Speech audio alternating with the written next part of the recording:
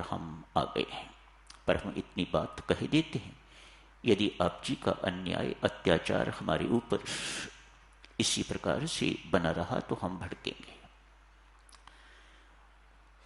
लाला ने कहा, इस वक्त कृपया क्रुद्ध ना होइएगा, भोजन तैयार है, आज सबसे पहले आप भोजन कीजिएगा ताकि आपकी ये शिकायत दूर हो। अव्वल तो हमें बुलाया ही नहीं जाता, यदि हमें बुलाया जाता है तो हमें पहले भोजन कभी नहीं करवाया जाता, हमारी बारी कहीं अंत में जाके आती है। आप पहले देवताओं को खिलाते हो, फिर मानवों को खिलाते हो, और फिर यदि बचता है तो फिर हमारी बारी आती है। लाला ने कहा, आपकी इस शिकायत को दूर करने के लिए आज आप पहले भोजन के लिए बैठिएगा। एक शर्त है, पंक्तियों में बैठ जाइएगा, आमने सामने जितने भी आप 150 आए हुए हैं सब बैठ जाइएगा। पर मैं एक शर्त से भोजन आपको खिलाऊंगा, और वह भी पहले आपके दोनों हाथों पर 3-3 फुट लंबी लकड़ी की फट्टी में बांध दूंगा। मंजूर है? बांध दीजिएगा दोनों हाथों पर। देखो मेरी तरफ, इन दोनों बाजुओं पर 3 फुट लंबी फट्टी लाला ने बंधवा दी है। भोजन की थालियां उनके आगे परोसी गई हैं। लाला स्वयं परोस रहा है ताकि इनकी हर शिकायत जो है वह दूर हो। खूब तरह तरह के भोजन बनाए हुए हैं, तरह तरह की सब्जियां इत्यादि सब कुछ थाली भर भर के, मीठा भी है खाने को, सब कुछ आगे रख दिया है। राक्षस लोग अपने हाथ से उठा तो सकते हैं लेकिन अपने मुख में नहीं डाल सकते, फट्टी बंधी हुई है। लाला की चाल देखिए, किस तरह से एक कर्मयोगी, किस तरह से एक संत दूसरों को समझाता है।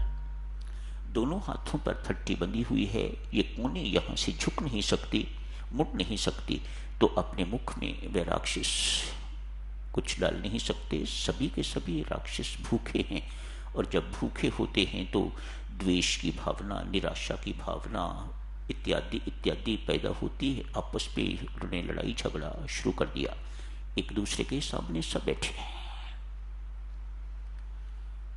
सभी के सभी राक्षस भूखे।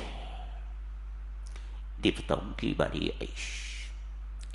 देवताओं के साथ भी ऐसा ही किया है। उनके भी दोनों बाजुओं पर 3-3 फुट लंबी फट्टी बांध दी है ताकि उनका भी इस तरफ से हाथ मुड़ न सके। लेकिन मानव कहिए, दानव कहिए, देवता कहिए, आखिर देवियों सज्जनों कुछ न कुछ भिन्नता तो है। नहीं तो परमात्मा सबको मानव नाम दे देता। कुछ को देवता नाम दिया है, कुछ को मानव नाम दिया है, कुछ को दानव नाम दिया है, कुछ कारण तो होगा। मेरे राम के विभाजन में कोई गलती तो नहीं हो सकती, कोई अन्याय तो नहीं हो सकता। देवता बैठे हैं एक दूसरे के सामने, ऐसे ही पंक्ति में बिठाया है। इन्होंने देखा कि हम अपने मुख में नहीं डाल सकते, लेकिन किसी दूसरे के मुख में तो डाल सकते हैं। सामने वाला जो बैठा हुआ है उसके मुख में तो डाल सकते हैं।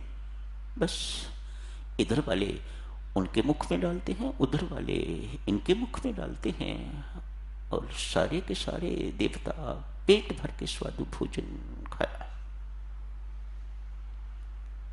जो दूसरे को पालना जानता है वह कभी भूखा नहीं रह सकता। याद रखना इन बातों को। जो अपने पेट को पालने के साथ साथ दूसरे का पेट पालना भी जानता है, वह व्यक्ति कभी भूखा नहीं रह सकता। देवता देखो, ये जानते हैं कि दूसरे के मुख में कैसे डाला जाता है। आज यही किया है ना, अपने मुख में तो किसी ने नहीं डाला।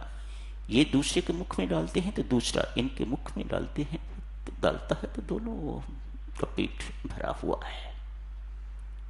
जो मानव दूसरे के मुख में डालना नहीं जानता उसे ही दानव कहा जाता है, दानव बन जाता है। जो सहयोग करना नहीं जानता, जो सहयोग देना नहीं जानता, वह दानव है। जैसा अभी आपने देखा, आपस में ही लड़ झगड़ के तो वह भूखे हैं, उनका पेट भी भरा नहीं है और भूखे भी हैं और फिर लड़ाई झगड़ा भी आपस में कर रहे हैं। आज भगवान श्री यही बात समझा रहे हैं। मेरी सृष्टि का दारोमदार आधार आदान प्रदान है, लेना देना, परस्पर लेना देना, इसी पर सृष्टि सारी जो है वह चल रही है।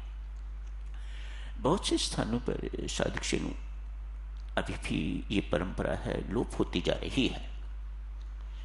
जब 1988 में मैं मनाली गया था, उस वक्त तक ये प्रथा वहां जीवित थी। अब तो वे भी अमीरी की चपेट में आगे हुए हैं, अतएव ये प्रथा वहां भी खत्म होती जा रही है। नहीं है, क्या करते थे, सबके अपने अपने खेत हैं और सब स्वयं ही किसानी करते हैं, कोई नौकर चाकर नहीं है।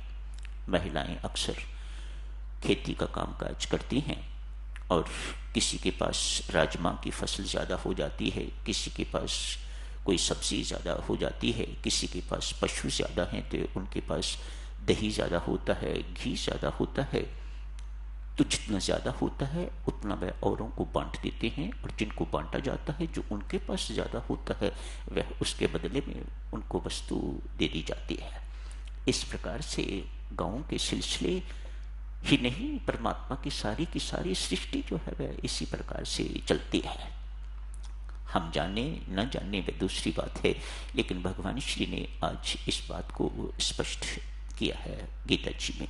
तो समय हो गया है साधुजनों, अभी यही समाप्त करने की इजाज़त दीजिएगा। हम सब कर्मयोगी हैं, इसे याद रखिएगा।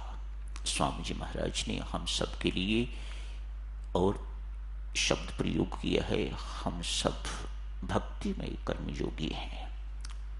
भक्तिमय कर्मयोगी,